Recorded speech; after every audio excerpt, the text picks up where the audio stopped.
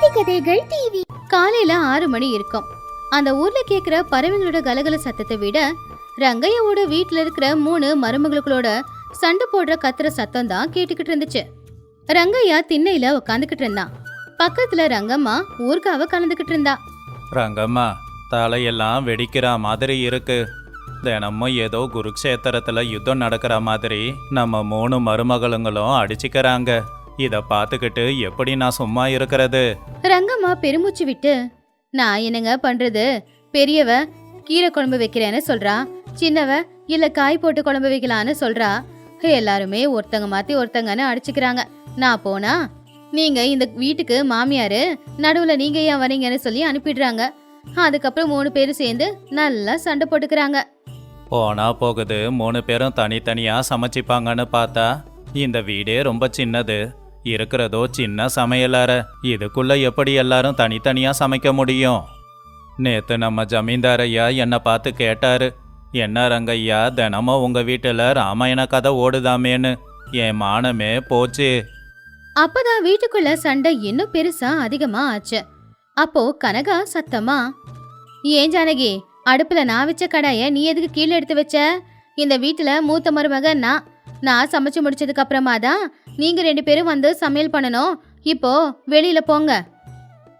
அத கேட்ட ஜானகி கோவமா, பெரிய மருமகனா தலைமையில என்ன கிரீடமா வச்சுட்டு இருக்க?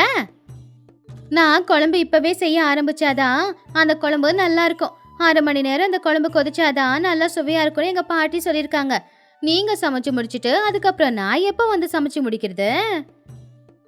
அப்போ சுஷீலா பொறுமையா, அக்கா, நீங்க எல்லாரும் குழம்பு செய்யறதுக்கு நேரமாகும். நான் சாப்பாடு மட்டும்தான் வடிக்கணும். கொஞ்ச நேரத்துல சாப்பாடு வடிச்சு எடுத்துட்டு போயிடுறேன். பாவம் அத்தைக்கு ரொம்ப பசிக்குதாமா. அட இரு சுஷீலா, நீ சாப்பாடு வடிக்கிறது மட்டும் முக்கியமா? நான் குழம்பு வைக்கிறது முக்கியம் இல்லையா? கீரை நல்லா வெந்து கடிஞ்சதுக்கு அப்புறமா தான் அதோட சுவைய கூடும். அதுக்கப்புறமா நான் பாட்டுக்கு நான் போயிட போறேன். அப்புறம் நீங்க 2 பேரும் சோறு வடிக்கிறீங்களோ காய் குழம்பு வைக்கிறீங்களோ அது உங்க விருப்பம்.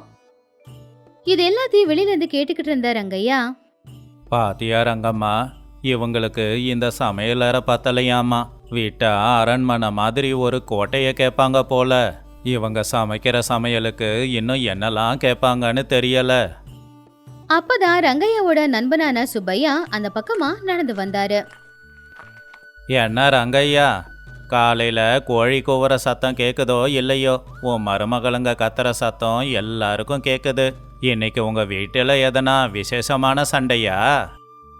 வா சுப்பையா வா. ஒரு வீட்டுல 2 பொம்பளைங்க இருந்தாலே கூரைய பிச்சுக்கிற அளவுக்கு சண்டை நடக்கும்னு சொல்லுவாங்க. ஆனா என் வீட்டுல இருக்கிறது 4 பொம்பளைங்க.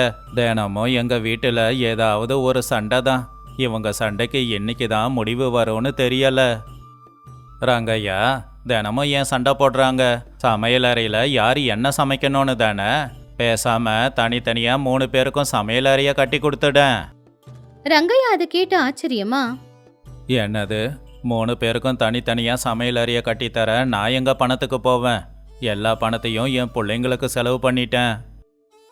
அப்போ அதை கேட்டு சுப்பையா சிரிச்சுக்கிட்டே, இதுக்கு எதுக்கு உனக்கு பணம் செலவாக போகுது? உன் வீட்டுக்கு பின்னாடி வேப்ப மரம் மாமரம்னு 3 மரம் இருக்குல்ல. பேசாம அந்த மரத்துல அவங்கள சமைக்க சொல்லு. என்கிட்ட ஒரு நல்ல திட்டம் இருக்கு, உன் காதை கொடு சொல்றேன். சுப்பையா ரங்கையா காத்துல ஒரு ஐடியா சொன்னாரு. சுப்பையா, உன் யோசனை நல்லா இருக்கு. ஆனா மரத்துக்கு மேல அவங்க சமைப்பாங்களா? ஊருக்காரங்களாம் கேள்விப்பட்டா சிரிப்பாங்களேப்பா. சிரிச்சா சிரிக்கட்டும். உன் வீட்டுல ஒரு பிரச்சனைனா அவங்களா வந்து நிக்க போறாங்க. உன் 3 பசங்களையும் கூப்பிடு, நாடகத்தை நான் ஆரம்பிச்சு வைக்கிறேன். 1/2 மணி நேரத்துக்கு அப்புறமா சுப்பையா கையில ஒரு பழைய புத்தகத்தை வச்சுக்கிட்டு ரங்கையாவோட வீட்டுக்கு வந்து ரங்கையாவை கூப்பிட்டாரு. ரங்கையா, உன் வீட்டுக்கு ரொம்ப பெரிய கஷ்டம் வந்திருக்கு. அந்த சமையல் தேவதை ஏதோ சாபம் கொடுத்துருக்கா போல. கனக ஆச்சரியமா, என்னங்க மாமா, சமையல் தேவதையோட சாபமா? என்ன அது? ஆமாமா, என்ன பண்றது? 3 பேரும் அடுப்பாங்கரையில நின்று சண்டை போடுறீங்க. அதை கேட்டு கேட்டு சமையல் தேவதைக்கு கோபம் வந்துடுச்சு. அப்படி செஞ்சதால நீங்க 3 பேரும் ஒன்னா நின்று சமைச்சா அந்த சாப்பாடு விஷமாயிடும். இதை நான் சொல்லலம்மா, இதோ இந்த புத்தகம் சொல்லுது பாரு. ஜானகி பயந்து போய், என்னது விஷமா மாறிடுமா? அப்படின்னா நாங்க என்ன பண்றது மாமா? என் வீட்டுக்காரரு பசி தாங்க மாட்டாரே. அதுக்கு ஒரு பரிகாரம் இருக்குமா? நீங்க 3 பேரும் ஒரு வாரம் வரைக்கும் வாயு சமையல் விரதத்தை கண்டிப்பா இருக்கணும். வாயு சமையல் விரதம்னா என்னங்க மாமா? நான் கேள்விப்பட்டதே இல்லையே. வாயு சமையல் விரதம் சாதாரண விஷயம் இல்லை.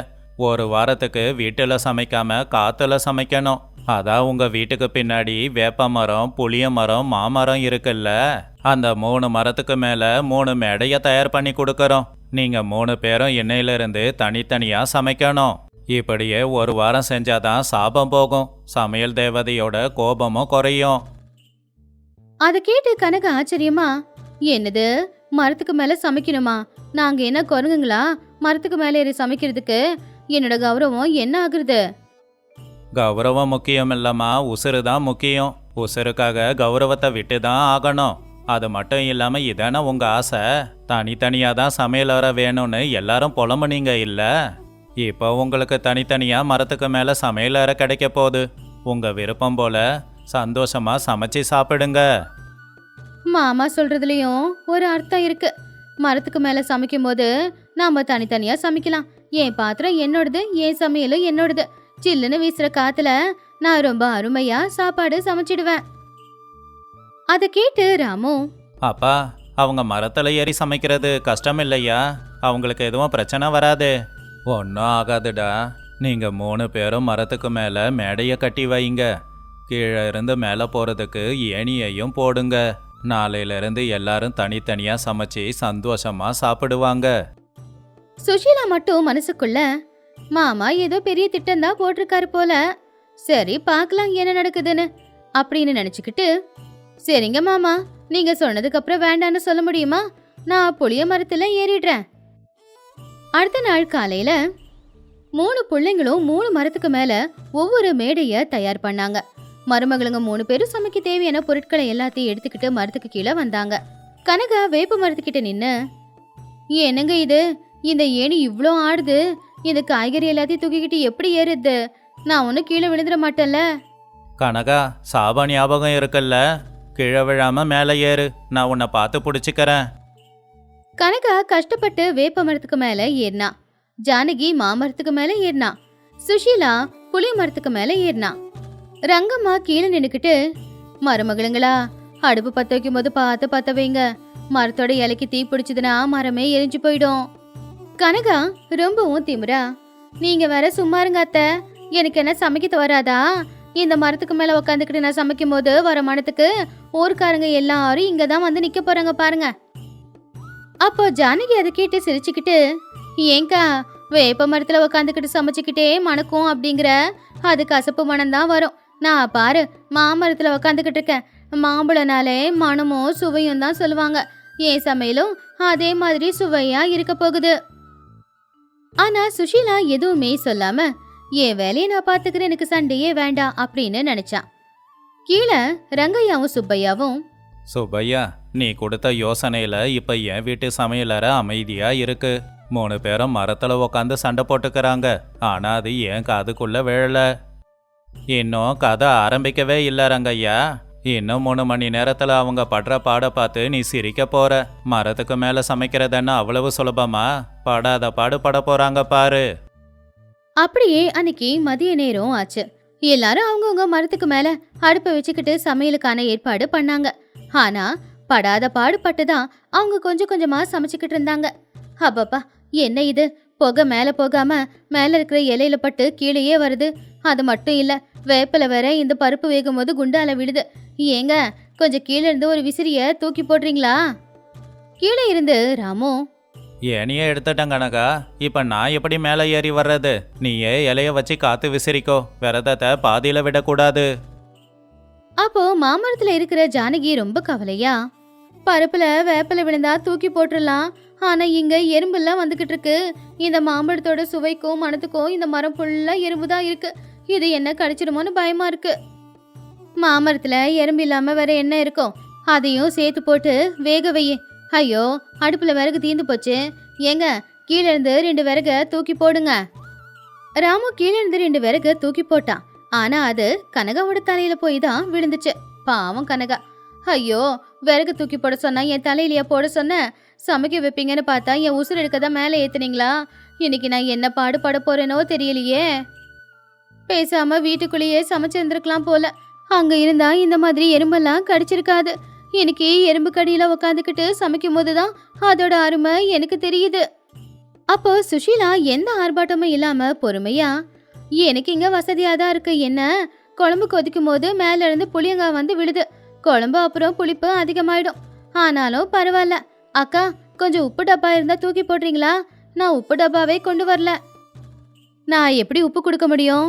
நீ இருக்கிறது புளிய மரத்துல, நான் இருக்கிறது வேப்ப மரத்துல. 10 அடி தூரம் இருக்கு நடுவுல. தூக்கி போட்டா உப்பு டப்பா கீழே தான் போய் விழுந்துரும். அப்போ சுஷீலா சிரிச்சுக்கிட்டே, ஆமா ஆமா, மேல இருக்கிறீங்க, எப்படி குடிப்பீங்க? இதுவே தரையில இருந்திருந்தா சாதாரணமா தூக்கி என்கிட்ட போட்டிருப்பீங்க. கனகா ஜானகி 2 பேரும் சுஷீலா சொன்னதை கேட்டதுமே ரொம்பவும் வருத்தப்பட்டாங்க. உண்மைதான், அவங்க வீட்டுக்குள்ள இருக்கிற வரைக்கும் எல்லா வசதியும் இருந்துச்சு. பேசாம அவங்க சண்டை போட்டுக்காம இருந்திருந்தா இந்த சாபமும் வந்திருக்காது, நமக்கு இவ்வளவு கஷ்டமும் வந்திருக்காது அப்படின்னு அவங்க பேசிக்கிட்டு இருந்தாங்க.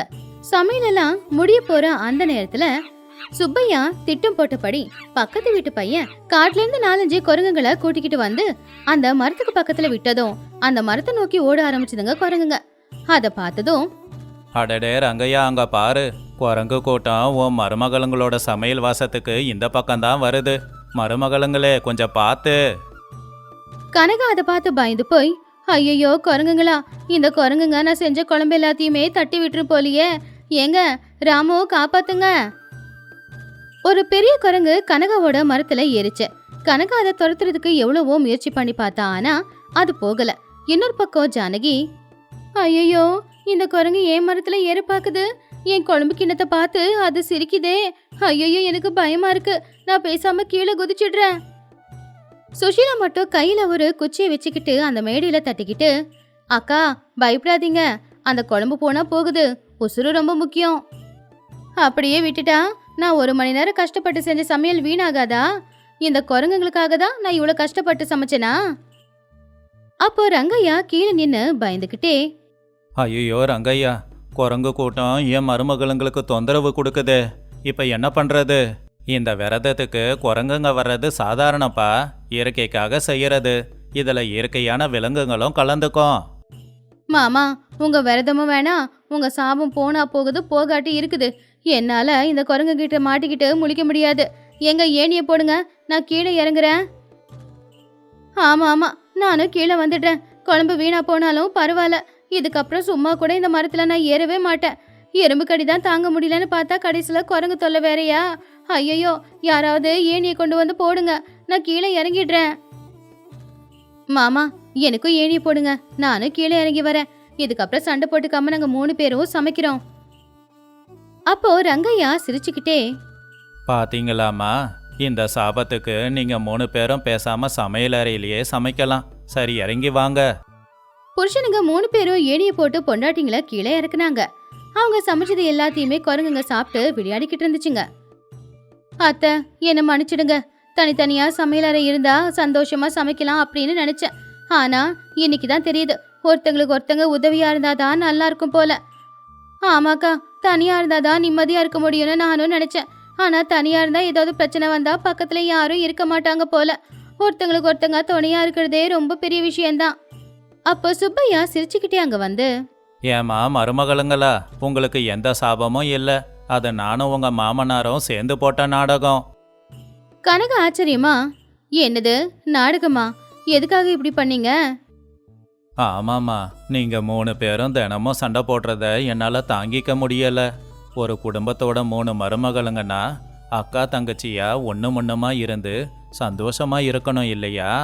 ஆனா அதை விட்டுட்டு நாள் முழுக்க சண்டை தான் போட்டீங்க. நீங்க ஒற்றுமையா இருந்தா தானே நம்ம குடும்பத்துக்கு நல்லது. அதனால தாம்மா நான் இப்படி செய்ய வேண்டியதாயிடுச்சு. மாமா சொன்னது உண்மைதாக்கா. நாம எல்லாரும் ஒற்றுமையா இருந்தா அந்த சமையலறையே பெருசுதான். அதுக்கு முதல்ல மனசு பெருசா இருக்கணும்ல. அது கேட்டு கனகா, ஆமா மாமா, என்ன மன்னிச்சிடுங்க. இனிமே நாங்க யாருமே சண்டை போட்டுக்க மாட்டேன். நாங்க 3 பேருமே ஒற்றுமையா இருந்து சமைக்கிறோம். அந்த சமையலை உங்களுக்கு கொடுக்கறோம். அது ரொம்ப சுவையா இருக்கும். நீங்க சந்தோஷமா சாப்பிடலாம். ஆமா ஆமா, நாம எல்லாரும் ஒரே குடும்பமா இருக்கிறது தான் எப்பவுமே நல்லது. என் மருமக மனசு மாறி இருக்கு. ஏங்க, நீங்களும் அண்ணனும் சேர்ந்து நம்ம குடும்பத்தை காப்பாத்திட்டீங்கங்க. சுப்பையா சிரிச்சுக்கிட்டே, எல்லாரும் ஒற்றுமையா இருந்தாதான் சின்ன வீடும் சொர்க்கமா மாறும். அகங்காரத்தோட நடந்துக்கிட்டா அந்த வீடு நரகமாயிடும். போங்கம்மா, இன்னைக்கு நம்ம வீட்டிலேயே எல்லாருக்கும் விருந்து சாப்பாடு செய்யுங்க. 3 மருமகளுங்களும் சந்தோஷமா சமையலறைக்குள்ள போனாங்க. அன்னையில இருந்து ரங்கையாவோட வீட்டுக்குள்ள இருந்து நல்ல சமையலோட மணந்தா வெளியில வந்துகிட்டு இருந்ததே ஒழிய மருமகளோட சத்தம் வெளியில வரவே இல்லை.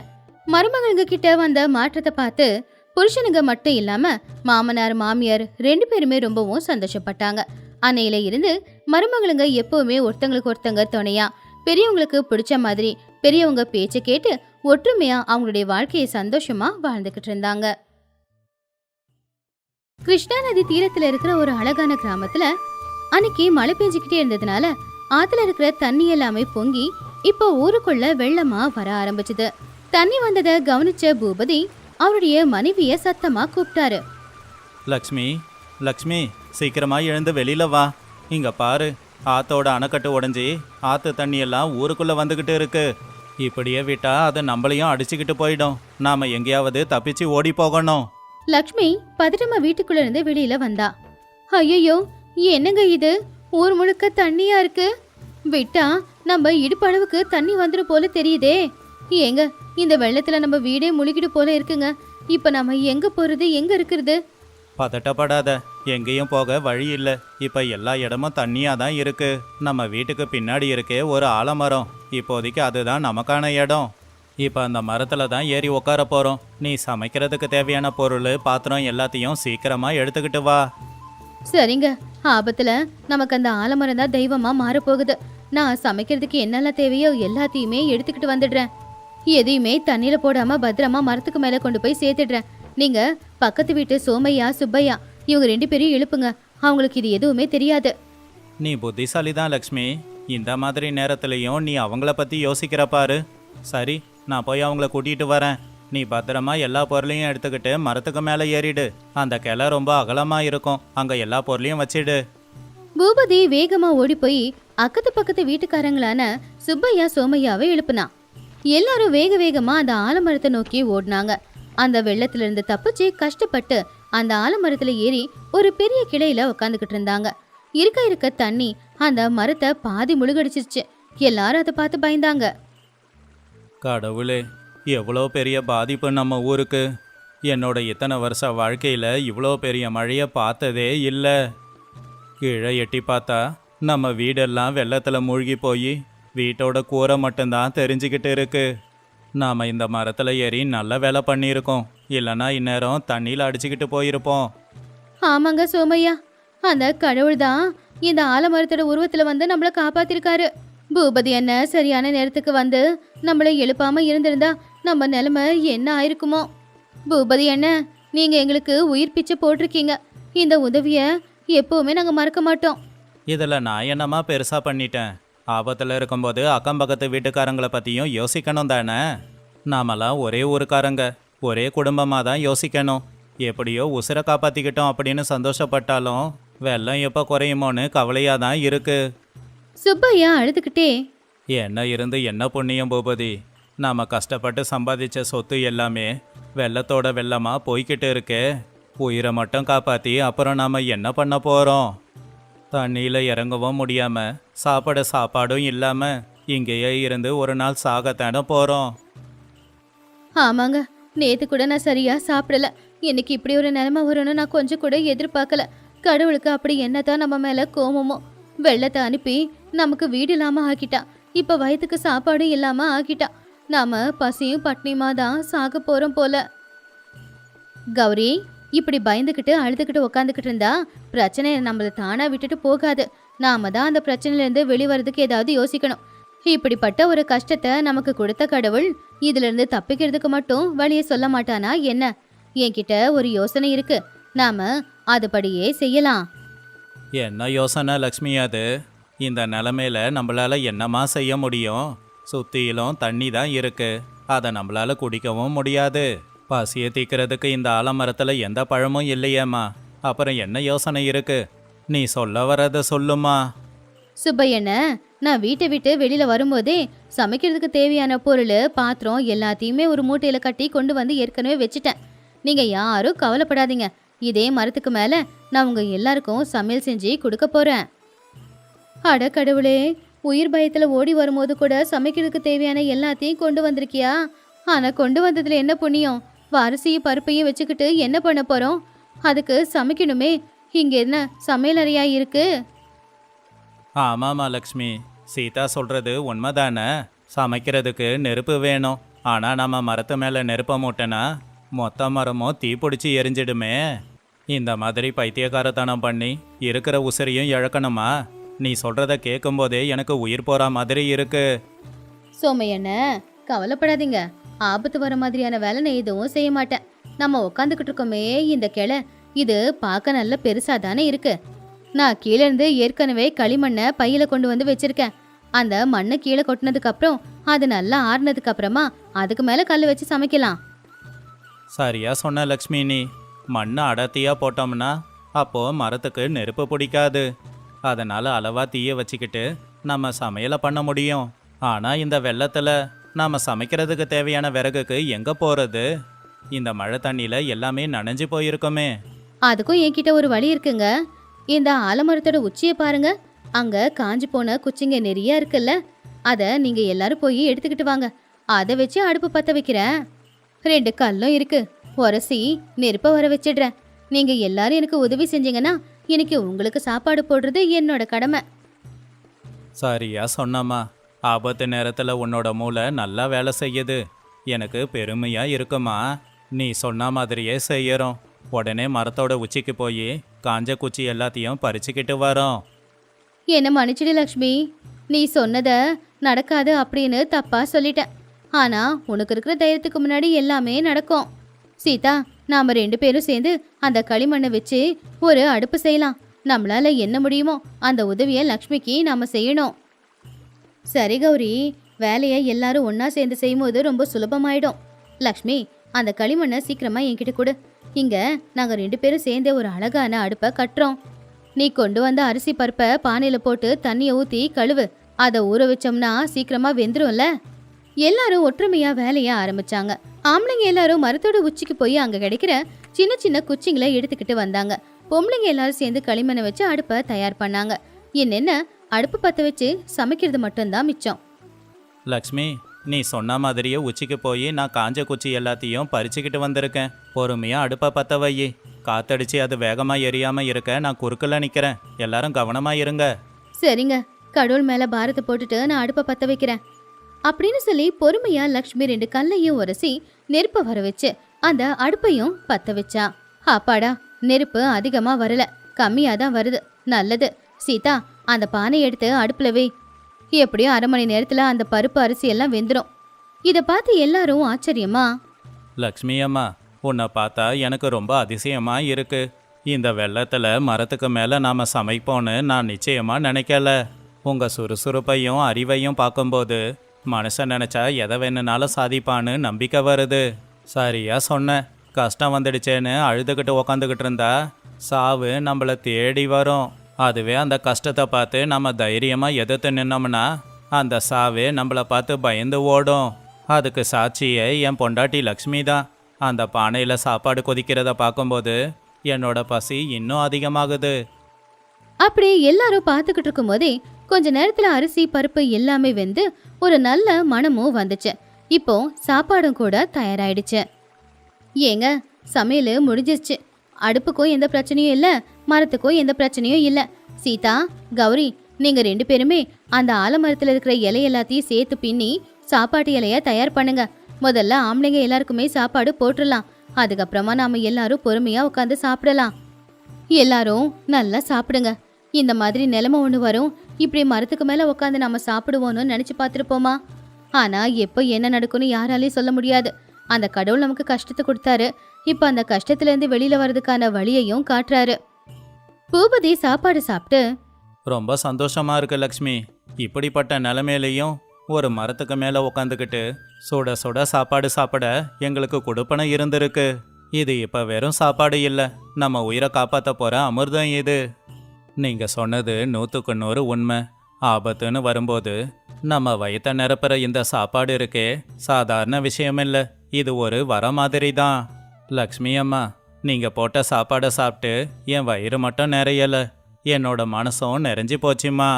என்னை மன்னிச்சிடுங்க, நான் முதல்ல ஏதோ புரியாம பேசிட்டேன்.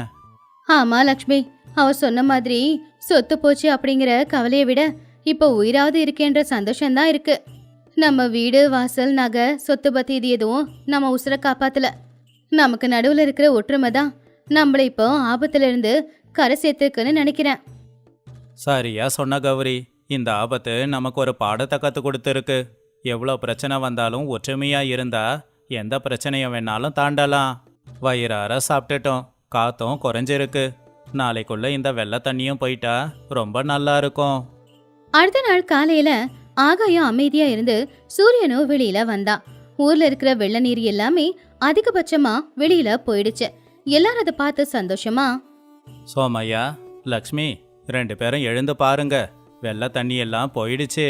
தரையெல்லாம் சேரு சேராதான் இருக்கு. ஆனா நம்ம வீட்டுக்கு எந்த பாதிப்பும் வரலன்னு நினைக்கிறேன். வாங்க, கீழே இறங்கி போலாம். அப்பாடா, கடவுள் நம்மள காப்பாத்திட்டாரு. இந்த 2 நாள் இந்த ஆலமரம் தான் நமக்கு தாய் மாதிரி நம்மள நல்லபடியா பாத்துக்குச்சு. அதுக்கு கடவுளுக்கு தான் நன்றியை தெரிவிக்கணும். சரி வாங்க, எல்லாரும் பொறுமையா இறங்கி கீழே போலாம். எல்லாரும் கீழே இறங்குங்க. வீட்டுக்கு போய் வீட்டை சுத்தம் பண்ணிட்டு புதுசா ஒரு வாழ்க்கைய வாழ்வோம். வீடு கெட்டு போயிருந்தாலும் நாம உயிரோட தானே இருக்கோம். நம்மளால எல்லாத்தையும் சரி பண்ண முடியும். இந்த தைரியம் எங்களுக்கு லக்ஷ்மி அம்மாவை பார்த்து தான் வந்திருக்கு. ஆமா, இந்த 2 நாள் வரைக்கும் நமக்கு வந்த கஷ்டத்துல நாம எல்லாரும் ஒற்றுமையா இருந்து இந்த மரத்துக்கு மேலேயே சாப்பிட்டோம், தூங்கணும். இத வாழ்க்கையில மறக்கவே முடியாது. எப்பேற்பட்ட கஷ்டம் வந்தாலும் அந்த கஷ்டத்துல இருந்து வெளியில வர்றதுக்கு கொஞ்சம் தைரியம் இருந்தா போதுங்கிறத லக்ஷ்மி சொல்லி கொடுத்துட்டாங்க. அப்படி எல்லாரும் சந்தோஷமா ஒருத்தங்களுக்கு ஒருத்தங்க உதவி செஞ்சுக்கிட்டு அந்த மரத்துல இருந்து கீழே இறங்கி அவங்கவுங்க வீட்டுங்களுக்கு போனாங்க. அவங்க வீட்டோட நிலைமை எல்லாம் மோசமா இருந்தாலும் கூட அவங்க எல்லாரும் கஷ்டப்பட்டு அதை சரி பண்ணிட முடியும் அப்படிங்கிற நம்பிக்கையோட போனாங்க. இந்த கதையில இருக்கிற நீதி என்னன்னா, இயற்கை விபத்துனால நமக்கு கஷ்டம் வர மாதிரி இருந்தாலும் கூட ஒருத்தங்களுக்கு ஒருத்தங்க துணையா இருந்துக்கிட்டு ஒற்றுமையா முடிஞ்ச வரைக்கும் உதவி செஞ்சுக்கிட்டு இருந்தோம்னா அந்த பிரச்சனை விட்டு சீக்கிரமாவே வெளியில வந்துடலாம். அதுக்கு தேவை கொஞ்சம் பொறுமையும் கொஞ்சம் தைரியமும் மட்டும்தான்.